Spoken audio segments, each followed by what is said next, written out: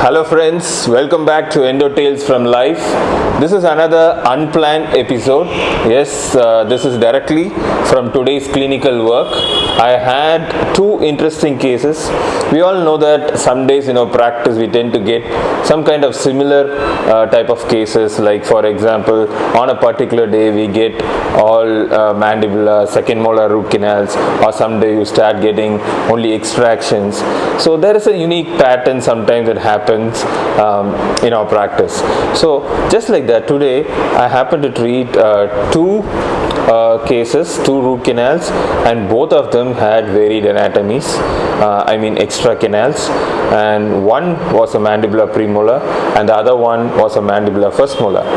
So this case helped me analyze and also arrive at a decision that mandibular molars, especially being larger in size, are much easier to treat when there are extra canals compared to smaller teeth like mandibular premolars or mandibular anteriors. When there is a complex anatomy in smaller teeth, it is much difficult to treat these cases than teeth like a molar, which has more room for us to play around.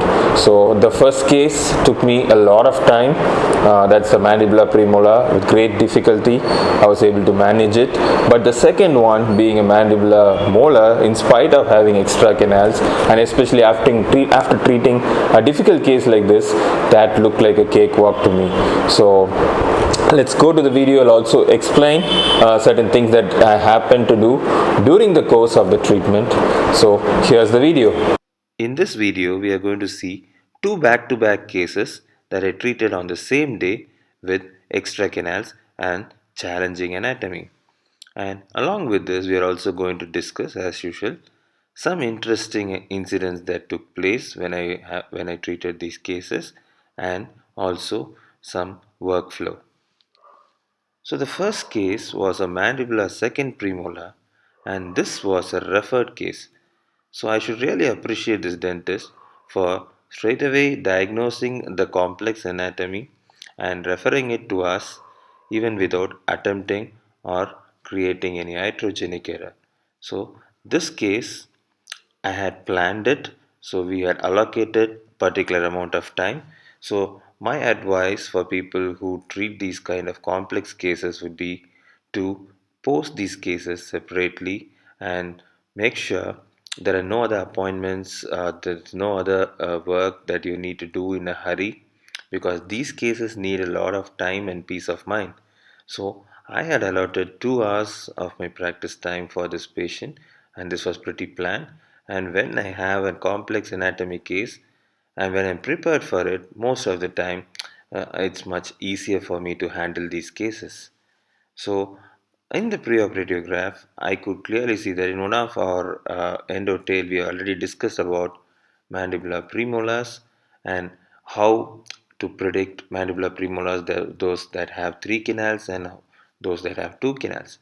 So when you can clearly see a wide canal that is dividing, most probably these kind of representation mandibular premolars have 3 canals.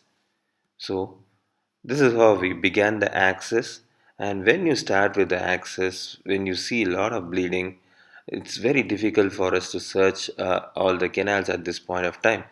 So the trick here is to just find or locate whichever is the bigger canal and also instrument them so that the bleeding gets arrested and gives you more vision for you to locate this extra anatomy. So what I did is I just tried to scout with a 10 size K file, and I was able to locate one canal and later found that this canal is the lingual canal. In this particular scenario, the lingual canal was larger than the buccal roots, the buccal canals. So after locating the bigger lingual canal, we used rotary tentatively to two-thirds the working length, not to the complete working length, based on the radiographic measurement, just two-thirds of the length, so that the bulk of the coronal radicular pulp is removed and the bleeding will get arrested so that I can have much better vision. So this is what I could see after an initial use of the rotary file followed by irrigation. Now I have much better vision and I can see one more canal, that is the buccal canal. So now I'm trying to place, I know that the buccal root is the one that has two canals because the buccal canal that I located was much smaller than the large lingual canal. So I was trying to locate those two canals that is present in the buccal side, and I was able to place both the files together, and then now it's easier for me to place the canal that is larger. So now I'll place the third file in the lingual canal, and using an apex locator and following whether in spite of using apex locators, we always prefer to see the files in the radiograph. It's not only for accurate radiographic measurement, also tells me about how the anatomy is, how complex the canal is, as the 10 size file can also take an impression of the canal. So see here, this case what I actually found out was the mesiobuccal canal is the toughest among the three. So the lingual canal was pretty broader and larger, and also the distobuccal was relatively easier, straighter, but the mesiobuccal canal was very fine, tortuous, and you can also see that the canal was highly curved. So I wanted a much easiest access to the mesiobuccal canal, which was also very difficult for me to place my rotary instrument at this point of time. So I take my favorite ultrasonic axis refinement tip here. This is Statex tip. You can also use any other diamond coated ultrasonic tip, and you can see here I am trying to refine the axis near the mesiobuccal area where I want an easier access here.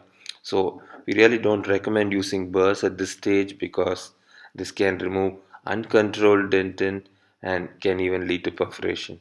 So following this, I'm ensuring that I have a straight line access to the most difficult canal among the three, that is the mesiobuccal, with the help of my DG16, and now you can see that I have a much easier access to all the three canals. So the advantage of these heat treated rotary files is they can be pre-bent in such complex anatomies. They are a boon, and I can really imagine it used to be a nightmare to treat these cases with rotary files that were not heat treated, that do not have which had the shape memory.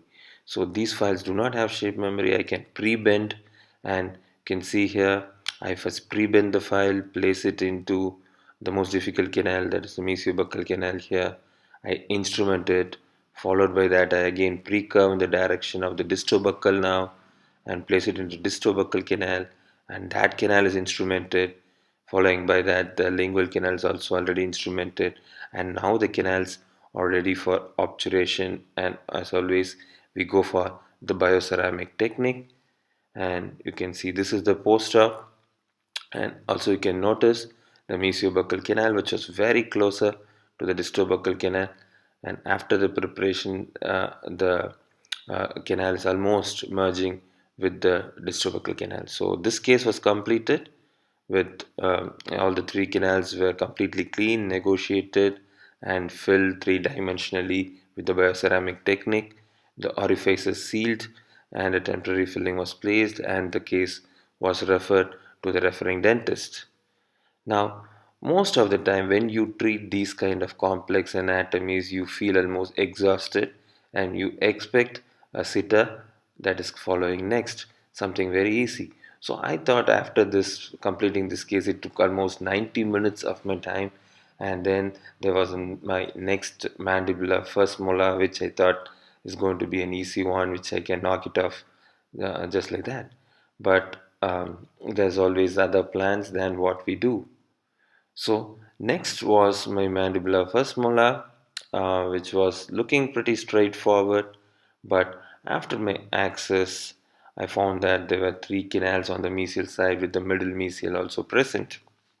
But to be very frank, as we have been treating the complex case of a mandibular premolar, which was much difficult to access, a smaller tooth very close to each other, the mesiobuccal canal was extremely difficult to instrument, irrigate, and obturate separately.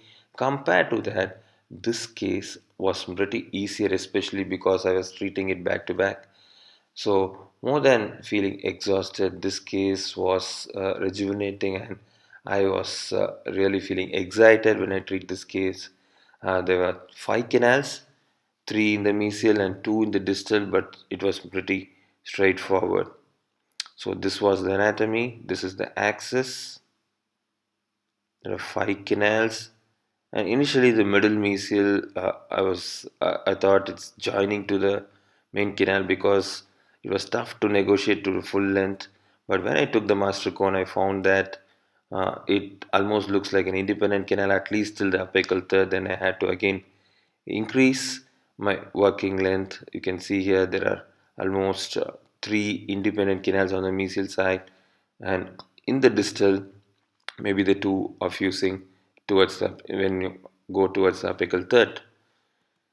So the middle mesial was negotiated further, and the canals were obturated using the bioceramic technique.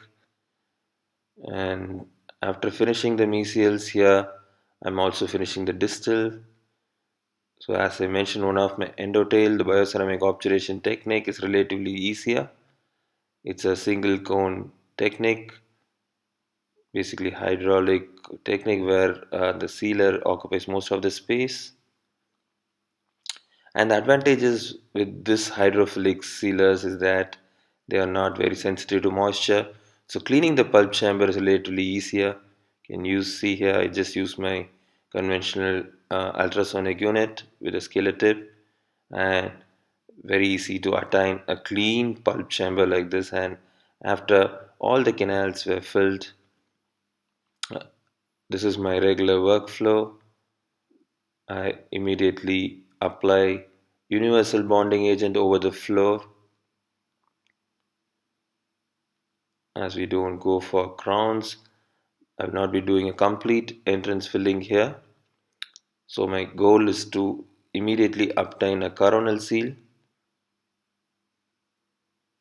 So following application of universal bond, here apply a flowable composite, a thin layer of flowable composite that can adapt nicely to the floor of the pulp chamber, cured. So I temporize and postpone it for the next visit for my final restoration.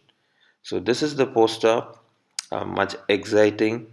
So I was, to be frank, this case just took almost 40 to 45 minutes in spite of having extra canals.